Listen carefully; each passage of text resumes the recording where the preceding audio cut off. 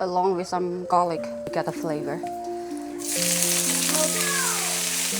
Oyster sauce, powder, and a little bit of sugar.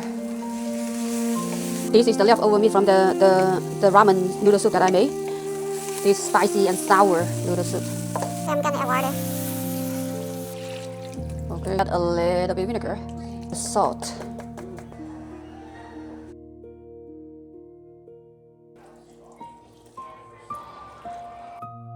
Put some cilantro and green onion.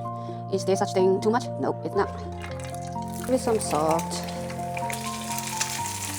I think it looks great.